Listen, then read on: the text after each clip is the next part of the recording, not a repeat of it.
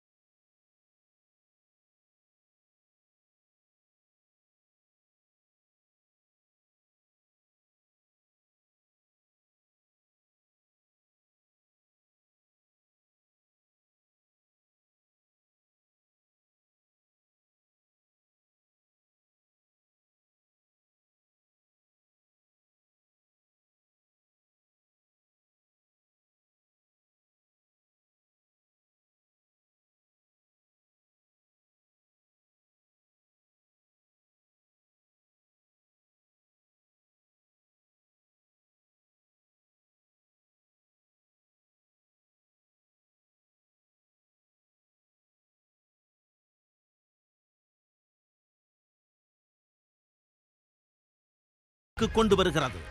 இந்த நிகழ்ச்சி ஒவ்வொரு குடிமகனுக்கும் குரல் கொடுப்பதற்கு ஒரு தளத்தை வழங்குவதற்கும் தேர்தல்களின் போது மக்கள் சரியான தேர்வு செய்ய உதவும் நிரலாக்கத்தை நோக்கமாக கொண்டுள்ளது.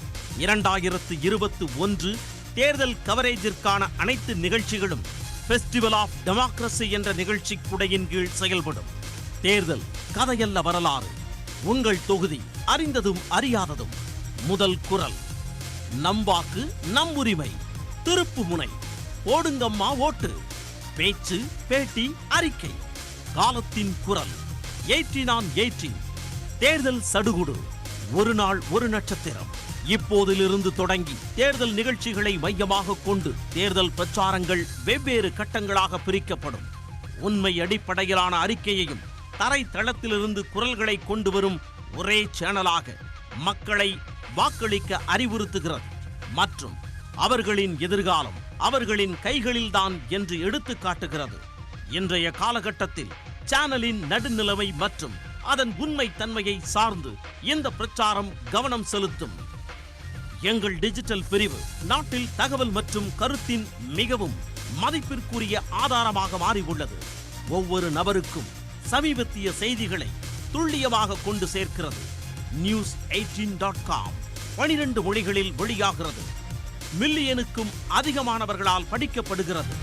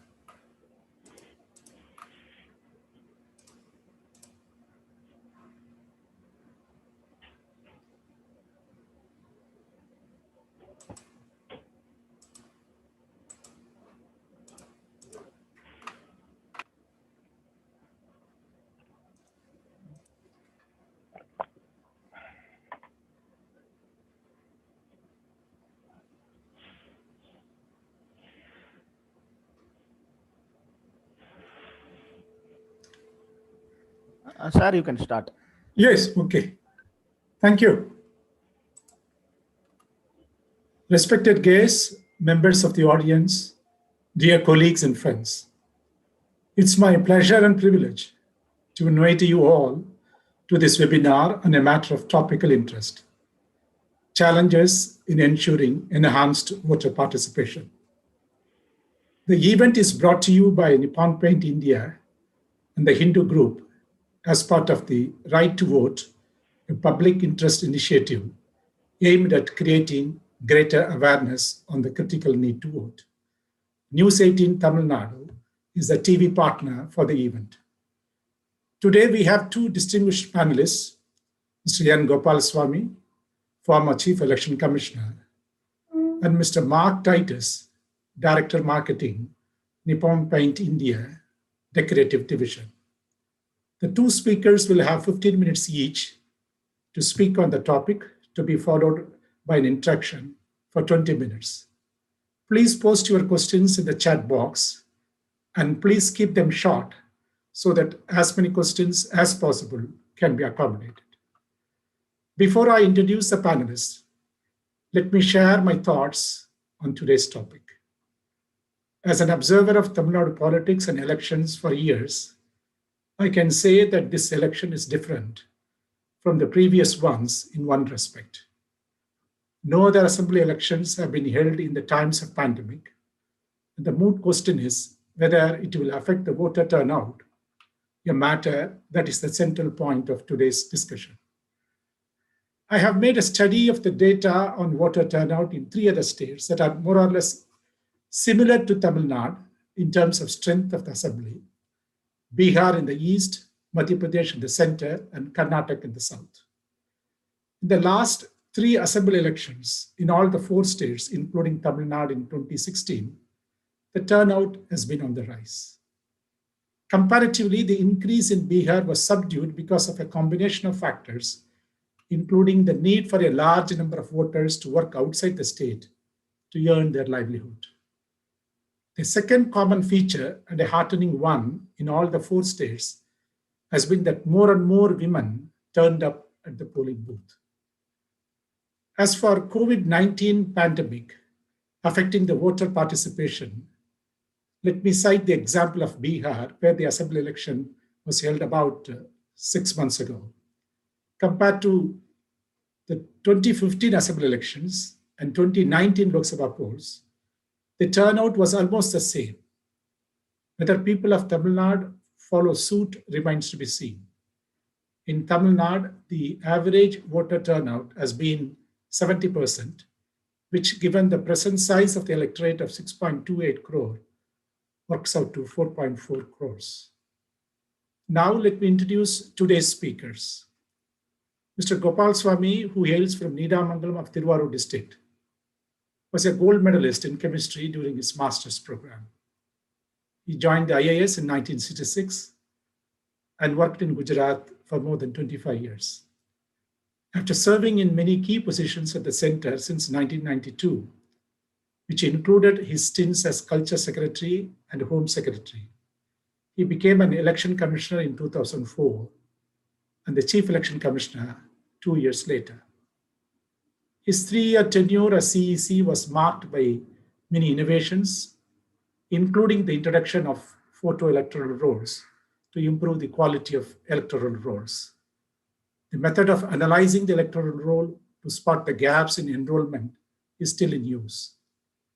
Another remarkable highlight of his tenure was conduct of elections free from violence and intimidation in many states, including Uttar Pradesh. A polyglot, Mr. Gopal Swamy is closely associated in the fields of education and culture. As Culture Secretary in the Government of India, it was due to his initiative that Gangaikonda Cholapuram and Dharasuram, Tamil Nadu, and Champaner in Gujarat were declared by the UNESCO as World Heritage Sites. Currently is the Chancellor of National Sanskrit University, Tirupati, which was earlier called Rashtriya Sanskrit Vidyapita. He is the Vice President of Sanskrit Promotion Board, New Delhi. He is the Chairman of the Empowered Expert Committee on Identifying 20 universities that have the potential to grow as institutions of excellence. He headed another committee which recently submitted its report to the central government on the subject of establishing a University of Indian Languages and a University for Translation and Interpretation.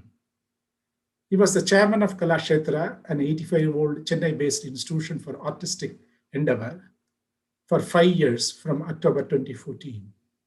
He is currently the president of Vivekananda Educational Society, which runs a group of 23 schools in and around Chennai. In 2015, he was given the title of Padma Bhushan for his contributions in the discipline of civil service.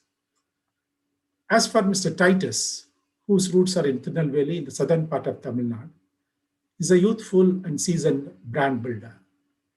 He brings with him 16 years of experience in his domain. He has made his mark in a cross-section of industries, ranging from FMCG and beverages to consumer electronics and paints and coating. Prior to joining the Nippon Paint, Mr. Titus was part of the marketing and sales team of Hindustan Coca-Cola and Sony India. He is known for his disruptive marketing strategies at Nippon Paint, which has now become a household name in South India. Among his initiatives to increase the visibility of Nippon Paint as a brand are strategic partnerships with leading sports franchises with CSK, Chennai NFC, Indian Olympics Association, and Pro Volleyball, besides Big Boss South. He recognizes the strong impact sports marketing has in India. Mr. Titus regularly makes his presence felt at the leading speaker forums and speaks on subjects such as brand building, connecting with the distracted consumers, and marketing for the new age customers. I now request Mr. Gopal Sami to share his thoughts on how to ensure a higher voter turnout in this assembly election. Over to Mr. Gopal Swami. Thank you very much. It's been a great pleasure to be with you this afternoon and talk about the current topic, which is all over the place. That is elections and elections in Tamil Nadu. As Mr. Ramakrishnan had rightly mentioned right in the beginning, that Tamil Nadu has been a fairly high polling state in elections after elections. But it also follows the same pattern of other states in the sense that in the assembly elections all over engender more participation, better participation than the parliamentary elections in the same state, which happened subsequently or before.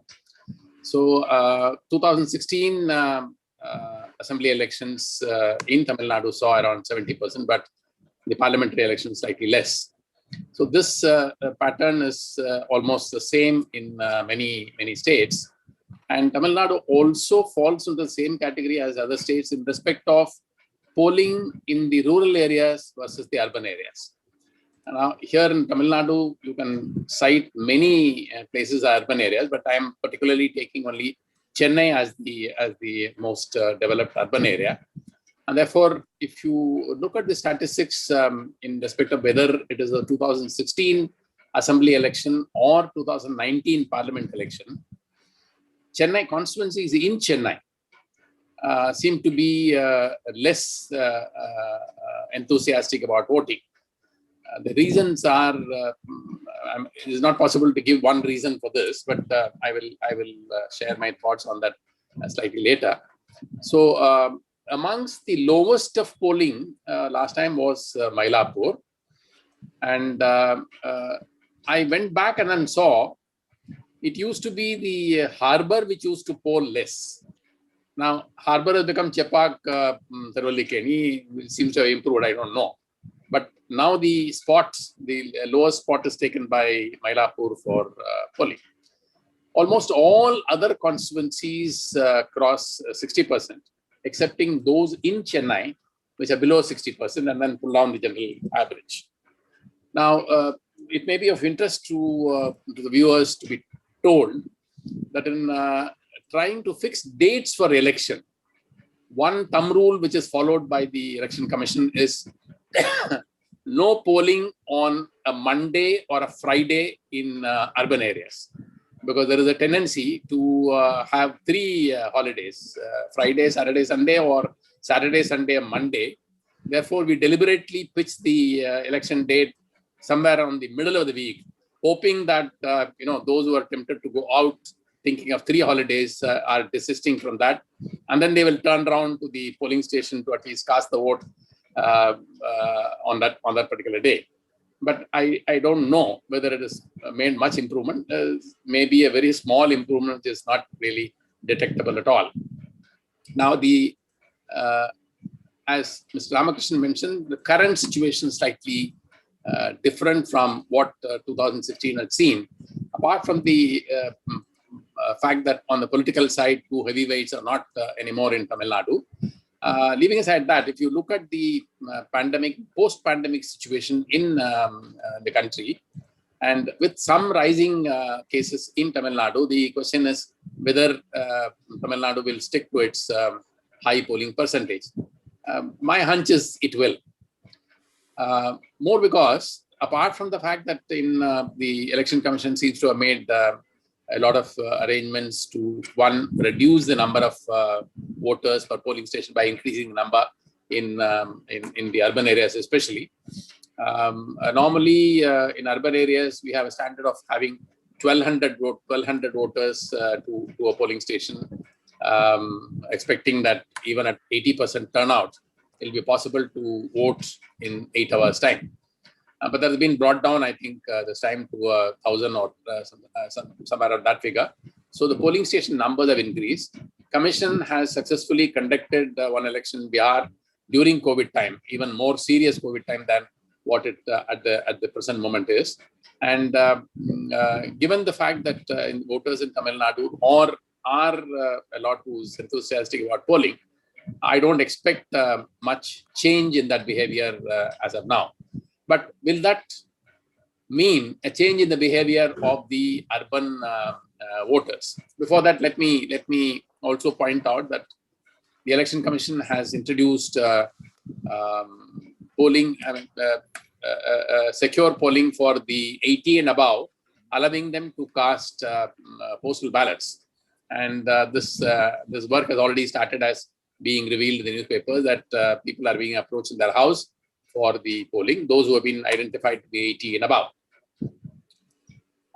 Therefore, while that particular fact might ensure that the number doesn't go down very much, the fear factor may, combined with the somewhat skeptical urban voter, may still keep the urban voting at a lower level, which I personally feel that it won't really cross whatever it had achieved earlier, and still Chennai may be on the lower side. Now, it is not possible to think of all kinds of reasons, all the reasons which make the urban voters slightly less enthusiastic. But let me attempt a couple of them. One is, I think, the urban voter feels that his voice doesn't count. In the sense that he thinks that, after all, the voting doesn't make much difference as far as he is concerned. He finds that the same people with criminal record are brought in by the political party. They don't care for this whole idea of not having people with serious criminal records onto the as their party candidates. And as far as Tamil Nadu is concerned, since both major parties pay, it doesn't really make much difference. I mean, and both practically give the same assurance as far as the electoral promises are concerned, for the party manifestos are concerned. I don't think that makes much of a difference at all.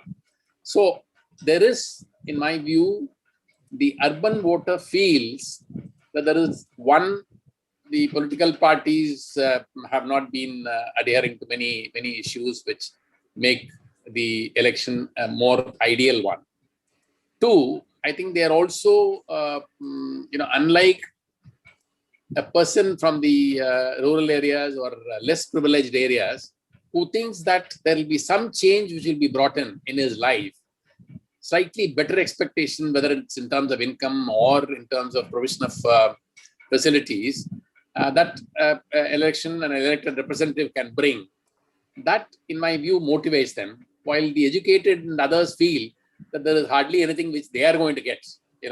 Personally speaking, they may not stand to much advantage at all, in the sense that they are reasonably well off in terms of income, this and that. Therefore, I think those with a higher income level have developed a certain amount of cynicism and maybe desisting the going to the polling station.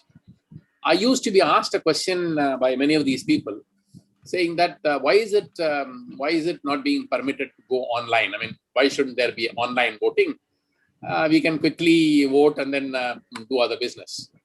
Now, my answer to them, or my question to them is, does it bother you to spend once in 5 years on one day, half an hour of your precious time, very, very precious time, to go to the polling station and vote like anybody else?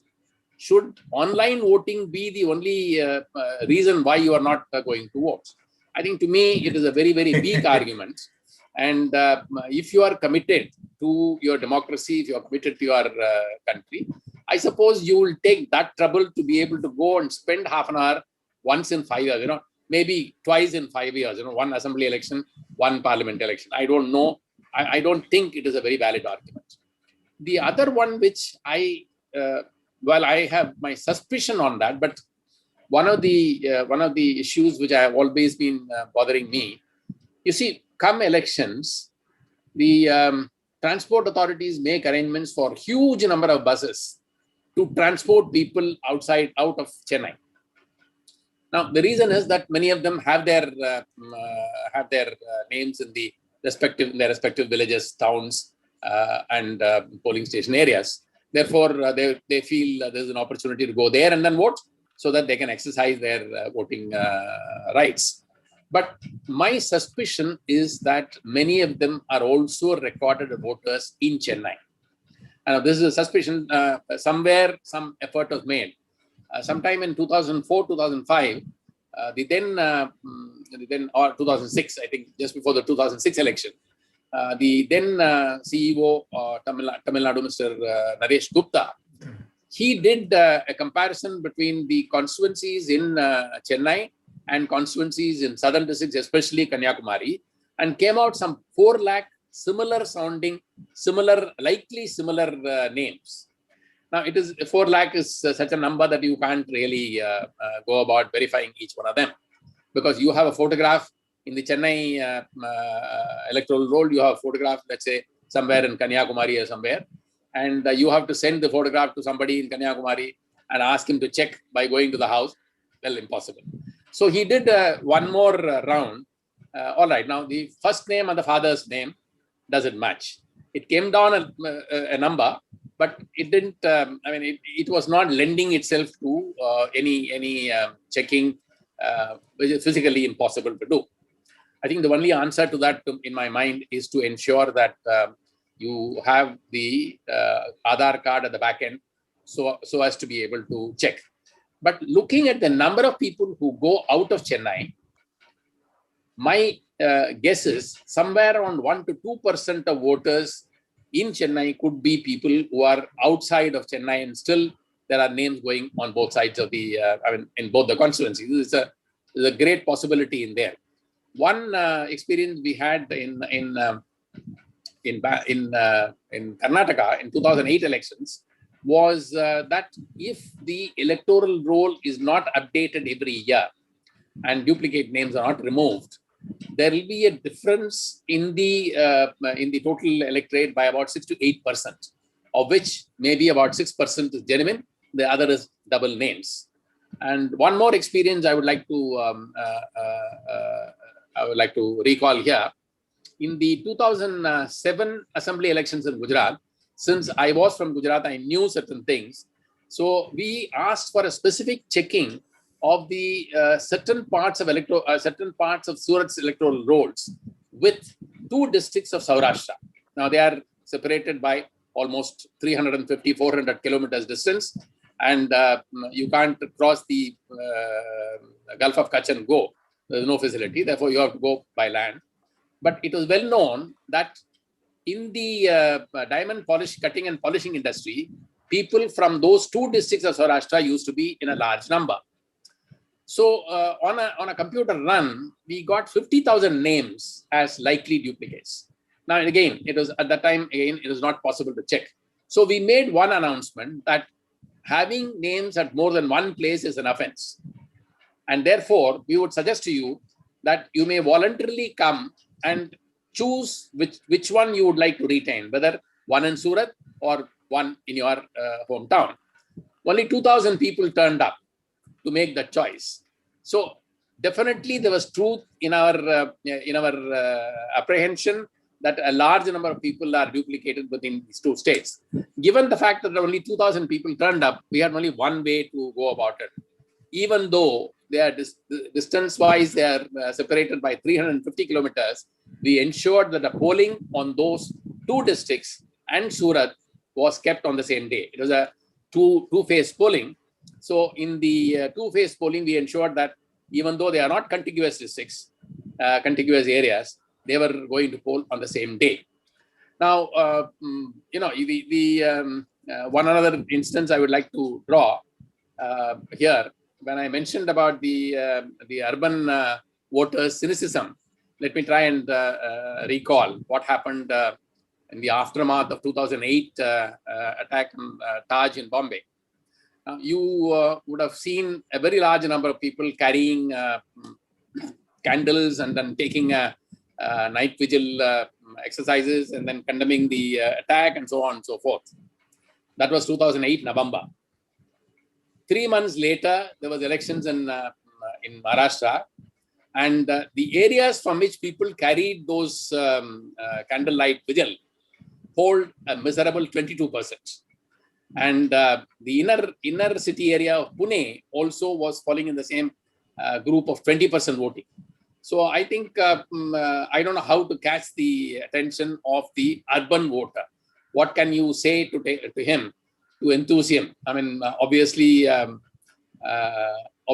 the ploy that your vote counts, that doesn't seem to be working. So they all seem to be thinking that their vote doesn't count, or it counts very marginally. If nothing else, at least can we persuade them? Can we tell them, saying that, look, go and vote, and if you don't want to vote anybody, at least there is a nota.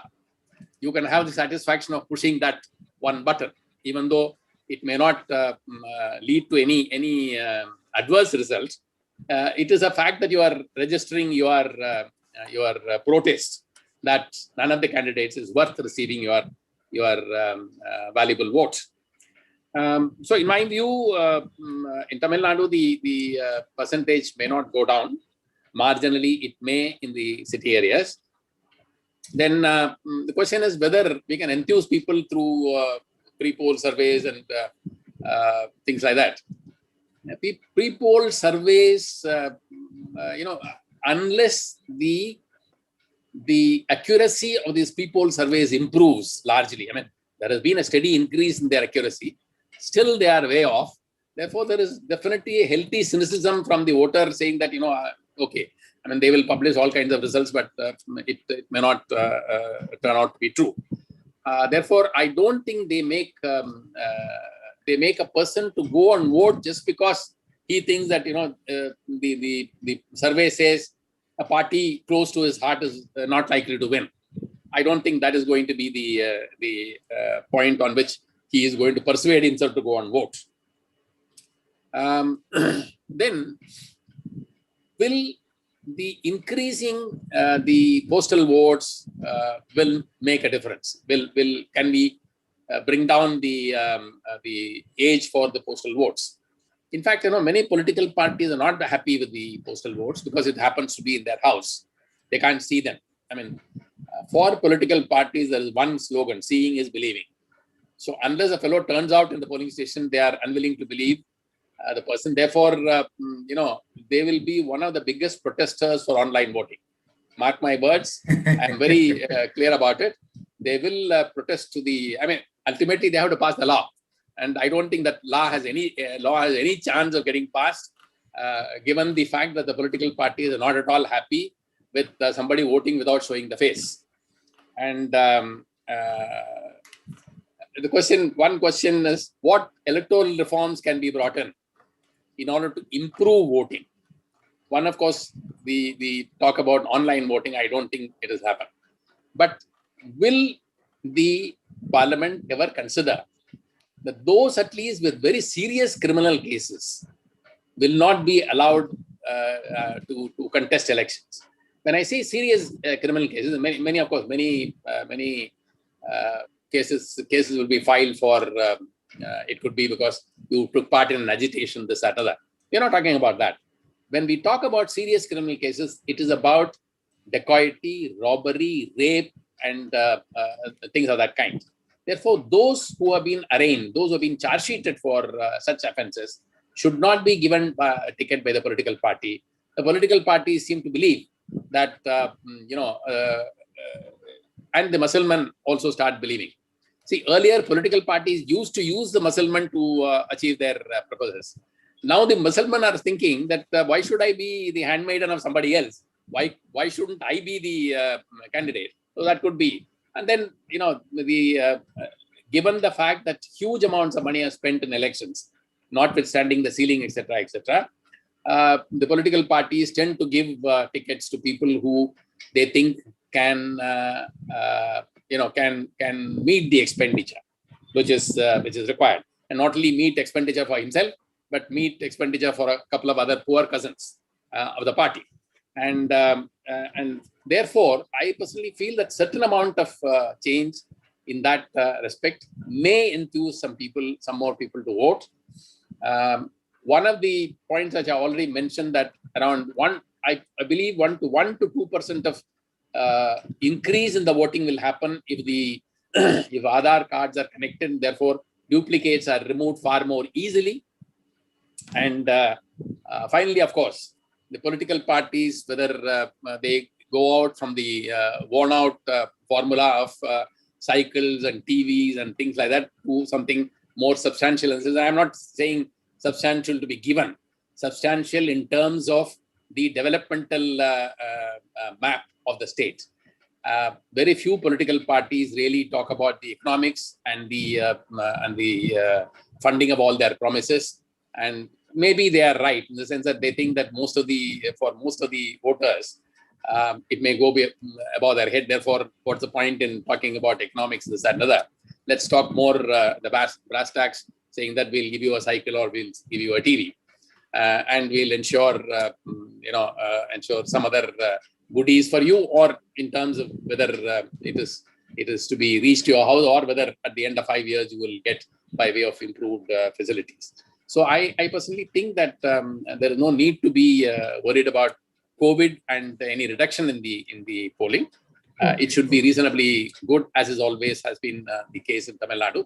And let's hope forward. And of course, I would like to send a request through this forum to all voters, saying that the Election Commission has announced that it is making all arrangements, provides you with a glove, provides you with a mask if you have forgotten that, and they're also providing you facilities for cleaning your hands. I mean, sanitizers are provided. Therefore, go without fear and go for voting, and ensure that the bad name which comes to Chennai and to many constituencies, Chennai, is erased at least for one single time. Thank you. Thank you, sir. Thank you very much. Mr. Titus? Yeah, it will be tough to follow that energetic start from Mr. Gopalaswamy. So first of all, I would like to say that it's really a privilege for me to be representing Nippon Paint today on the same panel as someone of the stature of Mr. Gopalaswamy. It's a real pleasure, sir. Now the attendees must be kind of wondering what a paint company like ours has to do with a social initiative like Right to Vote. So let me just try and connect the dots for the benefit of all. I'll just break this initial talk into 3 parts.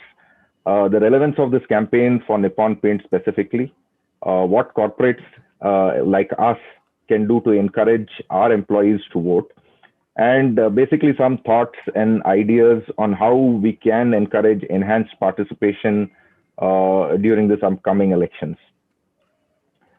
Now, taking up the first point of in terms of the relevance, globally, Nippon Paint has always given priority to social causes. CSR is very much in our DNA. We basically have three pillars of CSR, which are education, empowerment, and environment.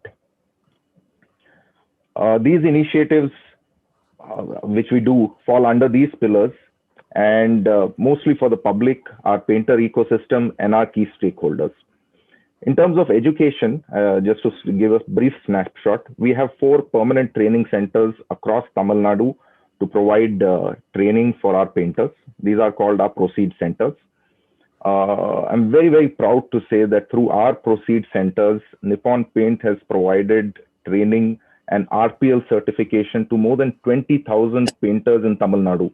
And we've been recognized by the TNSDC for this achievement. Okay. Great. In terms of empowerment, we have a core CSR program which is called N Shakti, which is for women's empowerment.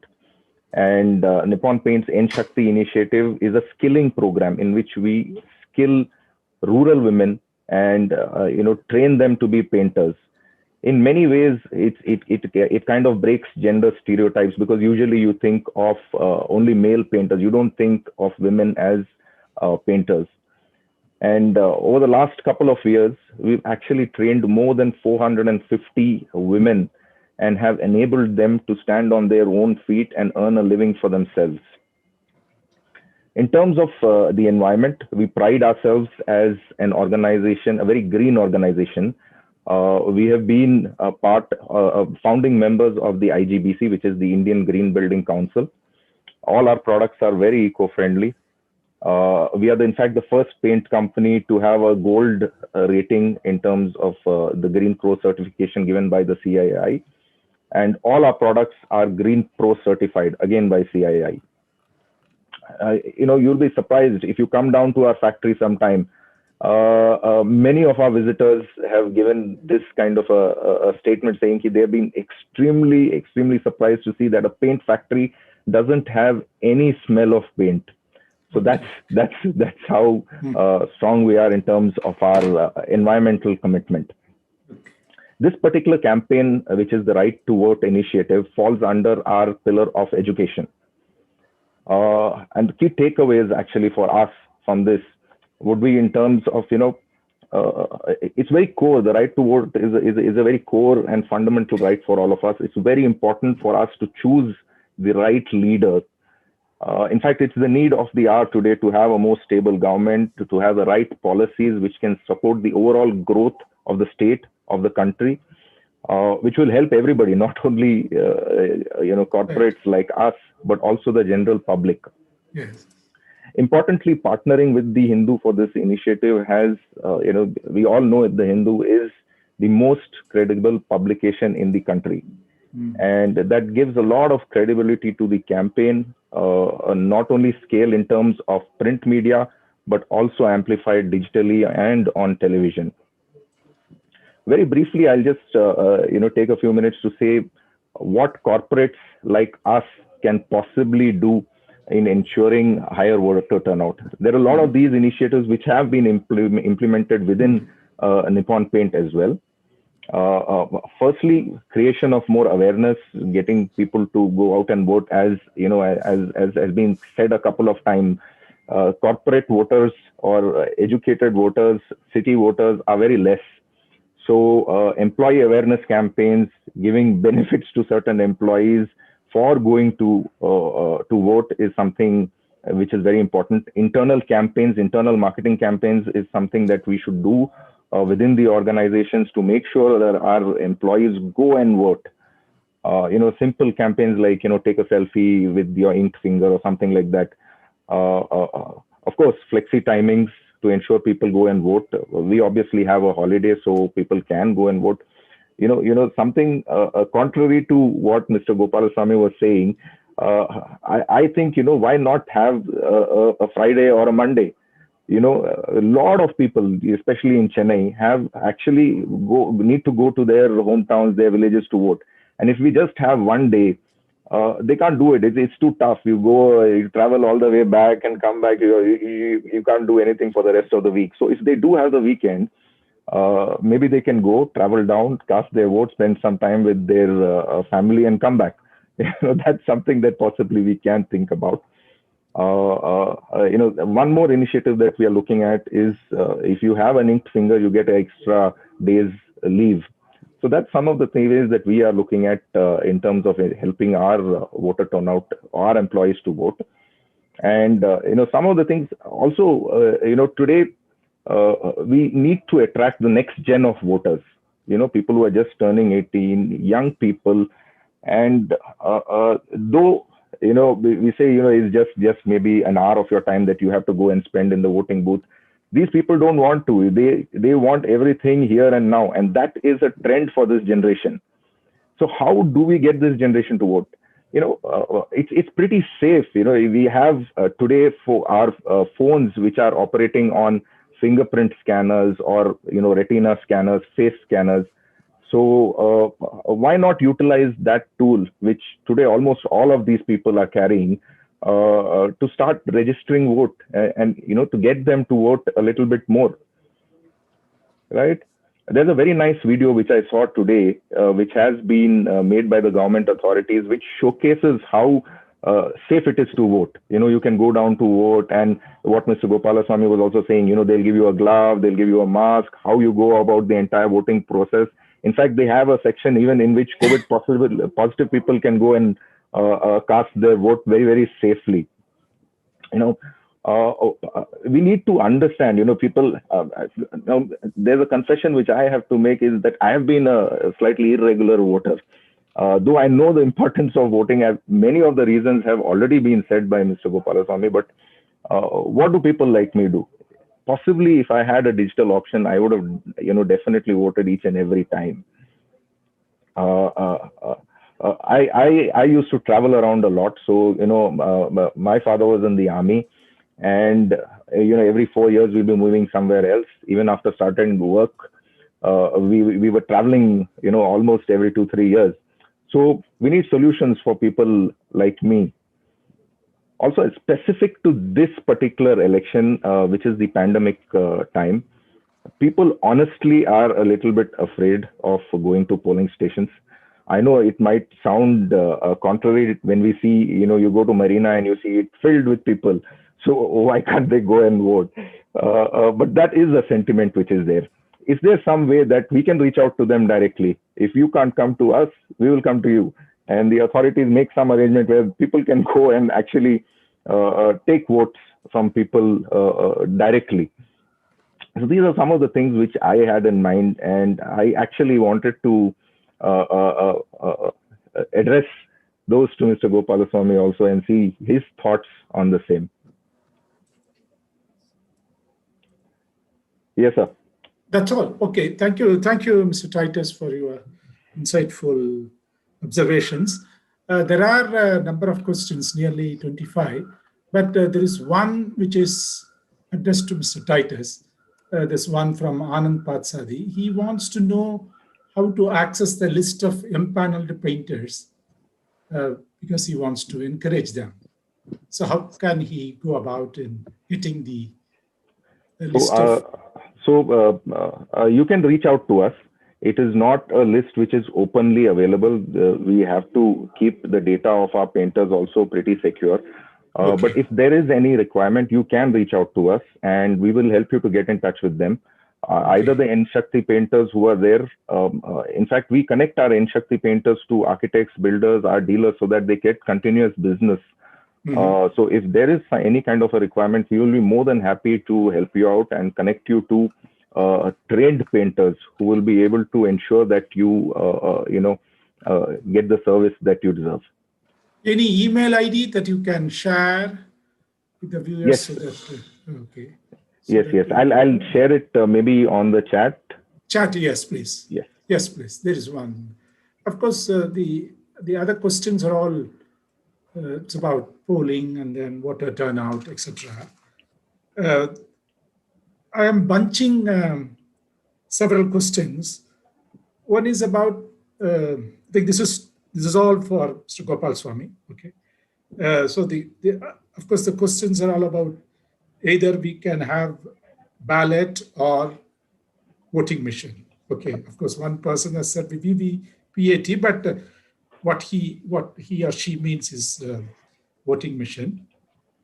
Number one, and then number two is why 8-phased polling in Bengal, whereas you have only single day polling in Tamil Nadu. Okay. And then can you punish those who don't vote? Okay. So these are all some of the questions, and then you can answer, and then I will go on with the other. Last question first. Okay. You can't punish anybody who doesn't vote. Okay. Right. Okay. So can law be amended? That's the point. You can make a provision like what is there in Australia. There are about 32 odd countries where voting is compulsory. Mm-hmm. And out of that, 3 countries I'm told implemented, out of which one is Australia. But in Australia now, you don't need to implement it at all because voting is around 95-96%. Okay. How did it come? It came in 1912 when they found that the polling was very low. Therefore, they said everybody must participate, and they said $20 would be the fine if you don't. Now, over the years, the polling there has increased, and there's hardly anybody who doesn't vote. And the fellow who doesn't vote has reasons for it. Either he is sick or some such thing. Therefore, now they don't need to implement that law very seriously because everybody comes to vote. Whether it can work here, it can. I mean, if chance is given to me, what I will do is I will not pull everybody who's not voted. I'll first go for all the educated areas. Within the educated areas, the worst polling station. Within the polling station, the best educated person, and first fine him. If you give the chance, I don't. See, unfortunately, the educated people think very cynically, thinking that their vote doesn't count. I think it is a thought they must banish from their idea. It's not quite correct at all. Okay. And as far as Mr. Titus, one issue which he raised about getting registered. Now things have become far easier now with online registering being available. But the problem persists in the sense that identification. When you go to a new place, you need a identity card. Therefore, if you don't get your ration card if you don't get a ration card in the local place, then it becomes difficult to register. There's a possibility. But now Aadhaar as a identity card has the answer to most of these questions. And people don't mind giving all their CV and more than CV to Facebook and Twitter. But when it comes to giving the Aadhaar number, they will all think that their privacy is being compromised. I think that's this is one obsession with the educated. They think that their privacy is compromised only if your Aadhaar number is linked to your electoral roll. The linking, which has been talked about by the Election Commission, is at the back end. So it becomes easier to check whether the person has moved out to some other. And mind you, once that comes, you don't need to even check. Automatically, you can ensure that supposing Mr. Titus moves from Chennai, let's say, to Bombay, the moment he gets registered in Bombay with his Aadhaar number as the ID proof, automatically a message can be sent to Chennai, the respective constituency, saying that with person with this Aadhaar linked, name this and the details this, he is no longer there. Please take steps to remove his name. So it's quite possible, but unfortunately, this is going very slow because of these privacy concerns. Now this is one issue about ballot or voting machine. Imagine 91 crore or 96 crore ballot papers being printed, checked, rechecked, and then ensured that they are bundled and taken. The whole exercise started because that was proving to be very, very tough. And I can tell you from my experience, 1995, I was officiating in East Godavari district of Andhra Pradesh, we started counting at 8 in the morning on one day, finished at about 4 o'clock in the morning on the next day. Today, you get them in 6 hours time. And it is because of the electronic voting machine. Whether the machine is reliable, absolutely reliable. Is Germany stopped using it? Why? Not because it is electronic voting machine, but because their law was saying ballot paper, and their Supreme Court said it is ballot paper in the law. You can't use a voting machine. Okay. In fact, such a thing happened in India also. In 1982, the Election Commission started using electronic voting machines from Paravur in Kerala. And in that election, one of the candidates went to the High Court and then challenged it. The High Court did not accept his contention. The election was held with the electronic voting machine. Part of them, out of 100 polling stations, 50 used electronic voting machine, and he won the election. So he stopped talking about it. But it was now the turn of the fellow who got defeated. He went to the Supreme Court and said the law says ballot paper, and the commission used an electronic voting machine. You declared the election as null and void, which the Supreme Court did. Then it took 8 years for the law to be amended. And thereafter, since 1998 only, the electronic voting machines have been used. This is a standalone machine. It doesn't receive any signal from anywhere. It is not connected. Therefore, you can't use a wire for connecting it. It is not connected through wireless. Therefore, you can't interfere with it. Now, on top of it, you have the VVPAT to check whether your vote has been correctly recorded. And for if I may add, with the Supreme Court's decision handed over last time, that 5 polling stations for every assembly constituency, the VVPAT and the electronic voting machine will be compared for 5 polling stations for every assembly constituency. 20,000, 542 constituencies, parliamentary constituencies went to poll, and multiplied by 6 average assembly constituencies per parliamentary constituency, multiplied by 5, somewhere around 18. 20,000 polling station records were cross-checked, and there were hardly 5 of them which did not match, and that too was because of the human error. So I know, of course, it's a fashion. Right. It's a fashion today to question the machine. So if you win, then you say that the people have elected you. If you lose, then you say the machine has defeated you. So that is the way it proceeds now, very unfortunately. Right. So, okay, there are a set of questions for Mr. Titus. One is, they say, how corporate organization can take part in enhancing voter. Mr. Ramakrishnan. Yes, sir. Sorry to interrupt. One question I didn't answer. Let me answer it in one minute. Please. There was one question about Bengal, why 8 faces, Bengal, yes, Tamil Nadu, why 1 face. Now, I would like the reader to kindly look at the Hindu on the date when the elections are announced. First page carries the election dates, and right in the middle page, you have evidence of violence in Bengal. I leave the rest of it to you. Thank you. Okay, so the one question is the scope for involvement of organizations, corporate organizations like Nippon in participating in this voter enhancement of enhancing the voter participation. Number 2, what does Nippon do with regard to this containing the pandemic?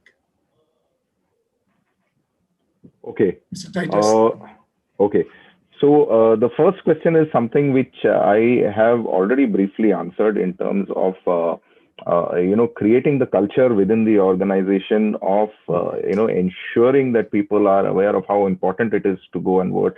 Doing entire marketing campaigns within the organization to ensure people go and vote, and if required, even incentivizing them to go and vote. So this is something which maybe we need to do at the first level to ensure that this happens. I think the second question is in terms of the pandemic during that time, how we were responding during that time towards our stakeholders. I think right from the beginning of the pandemic, right from March, April of last year, we were the first organization who reached out proactively to our painters.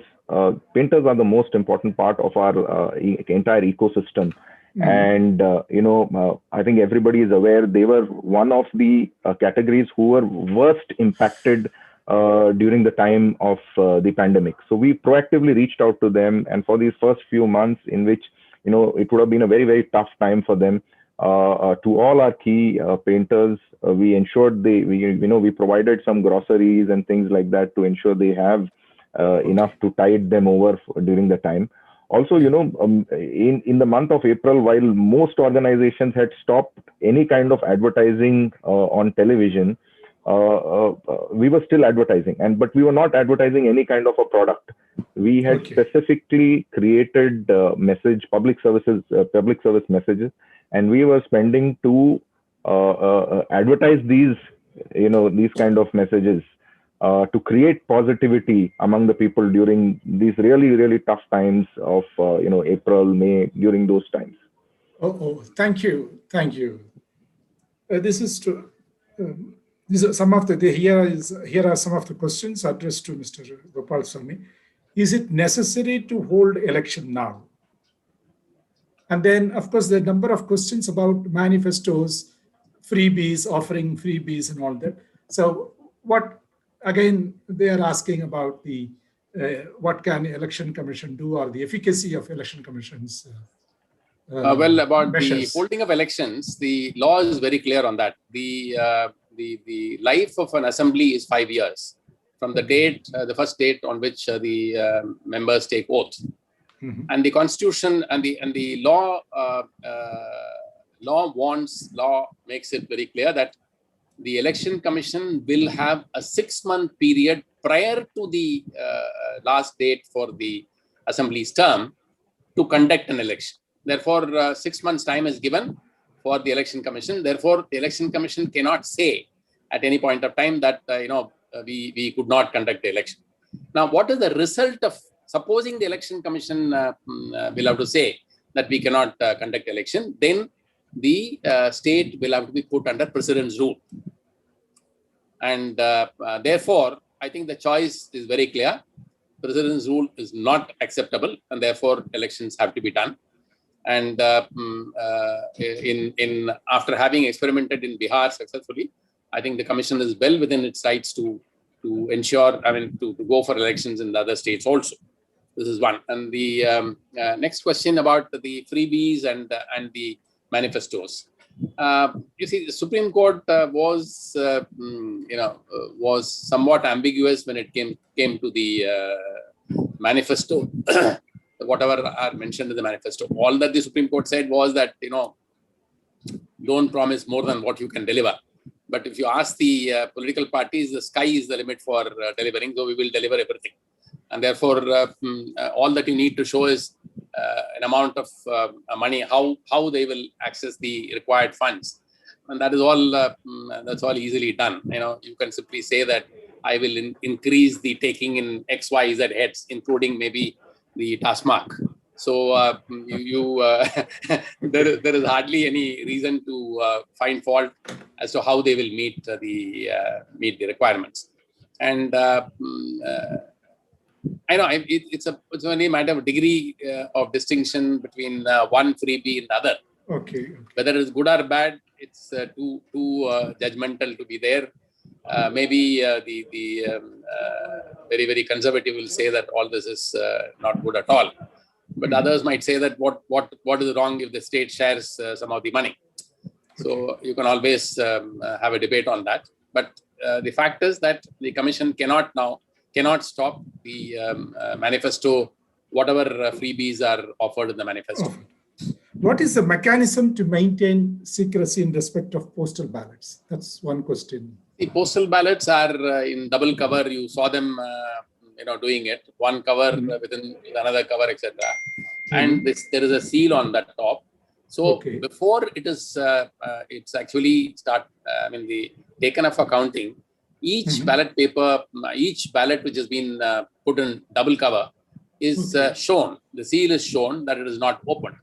and both the covers have to be open for you to access the ballot. So as long as those issues are taken care of, one can assume that the secrecy of that particular paper has not been compromised. Should not electoral bonds for rising party fund be discouraged? That's one question. Well,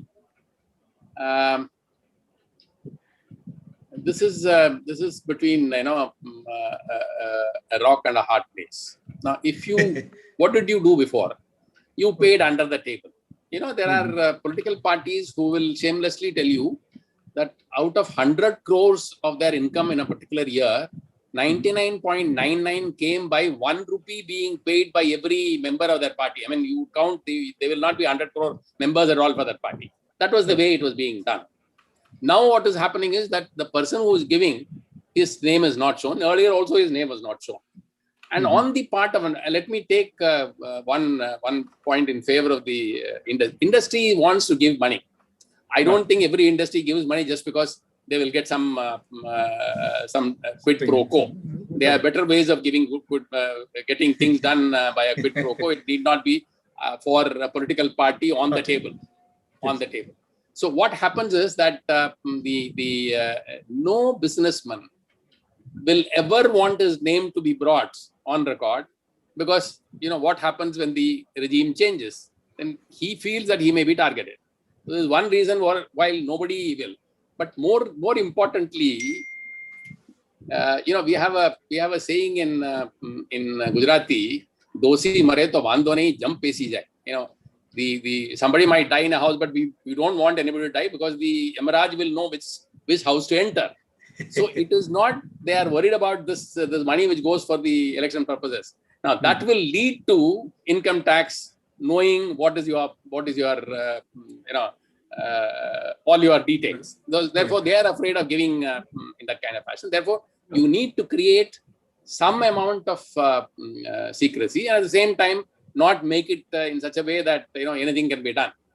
Supreme Court has made some observations about it being traceable. Leave aside that, there is a talk. I mean, there's been talk for a long time saying that why don't you create a general fund in which the monies come, and then based on the number of votes polled, each party can be granted by an independent body like the Election Commission.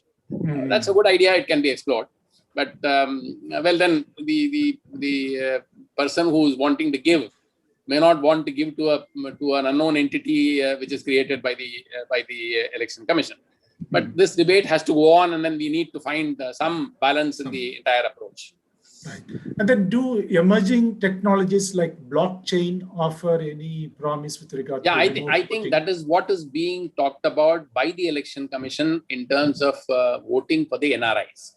It seems that they are experimenting with it. And I think IIT Madras' name has been mentioned, and they are possibly working with the Election Commission to look at that possibility, because NRIs have been allowed to vote, but what was stipulated in the law was that they have to come to their village or to the polling station area where their name is there. And then the idea of a proxy vote, which is talked about, which has not been found favor for NRIs. Proxy vote is allowed for army personnel, to the services personnel, and to those who are in the foreign service, etc. So that if it is not extended, then some way has to be found. Otherwise, you give them a chance to vote, but you can't expect them to come from wherever they are to the polling station area just for the purpose of voting, which is too costly a travel idea. So most probably the thinking is in terms of blockchain, but then it has got to go through a lot of steps. I'm not saying technologically, possibly they will be able to find a solution in a matter of months or less than a year. But it has to pass muster with the politicians. Okay. Right. And for your kind information, I'll tell you, I mentioned to you earlier that it took 8 years for the parliament to accept that electronic voting machines can be brought in. And this is after they brought a subcommittee. The subcommittee had a technical committee, and the technical committee went into it. And then ultimately it took them 8 good years before they could say, all right, electronic voting machines can be brought in. And one more instance I would like to quote.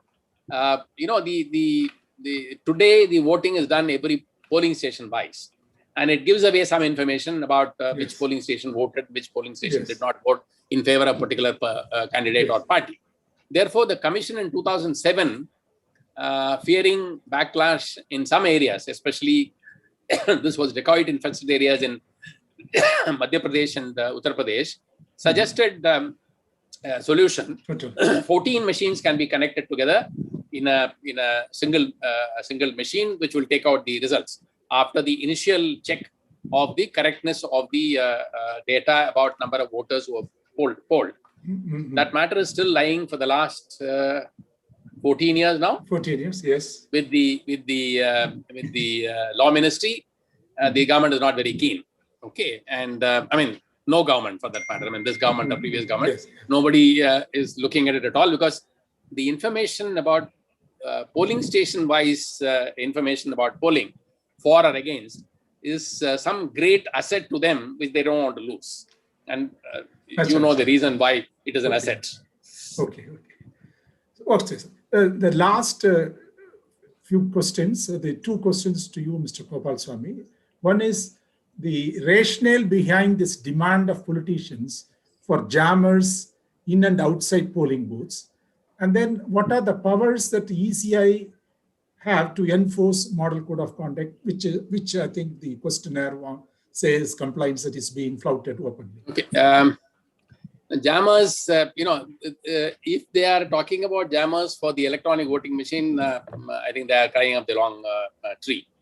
The electronic voting machine does not receive any signal at all. Therefore, jammers for ensuring electronic voting machine doesn't get influence is a bad idea. I mean, it's not a correct idea. But if they want to ensure that the opposition party doesn't leak information about what's happening to them, fine.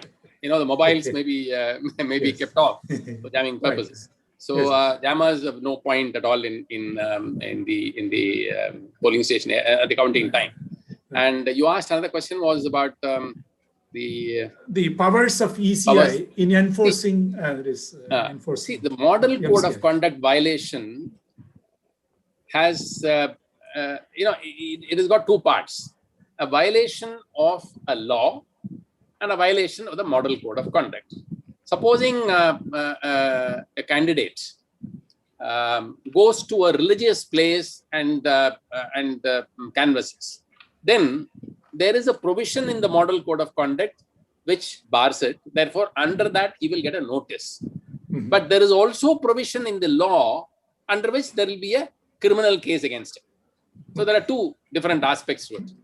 Now, there are some which are purely under the model code of conduct. For instance, you abuse another candidate and call his birth into question, or which has happened recently.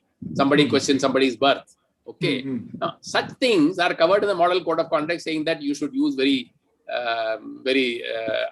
non-abusive language, etc., etc. So he gets a notice. Now, earlier, see, the question is, what next? I think the commission in the last election indicated what next. They have the power to withdraw. See, they cannot, stop the election, but definitely they can issue a notice for withdrawal of the party's symbol, which is because symbol order is under the election commission. It can use its powers to de-recognize a symbol of a particular party. They can't de-recognize a party, but they can take away the symbol. I hope at some point in time, the election commission takes things to that extreme and removes, in some cases at least, comes down heavily by removing the symbols or disassociating a particular party with a particular symbol, which will be, in our circumstances, which will be a big blow.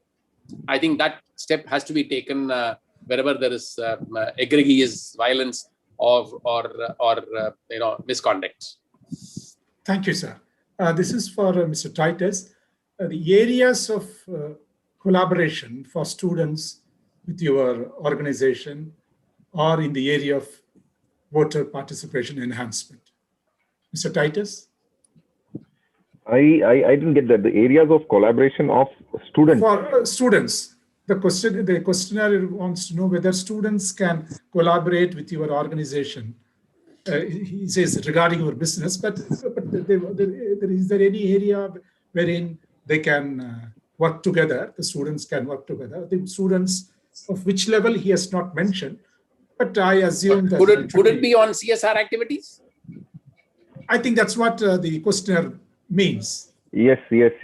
So there are plenty of avenues in which they can come and participate in initiatives which we are doing, or if they are interested, they can come on board with us, take on certain projects which they are interested in doing with us, and we are more than happy to participate. We've already done some work with the students in this specific area, and we would be more than happy to. So anybody who is interested can reach out to us, and we can take it forward.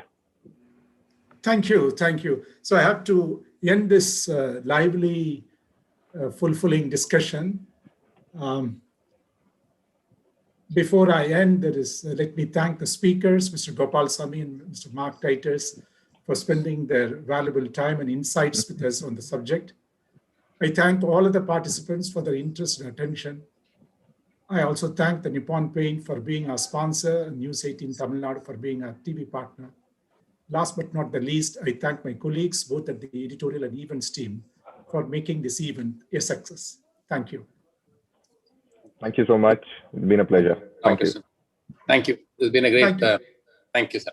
Thank you. Thank you. Thank you.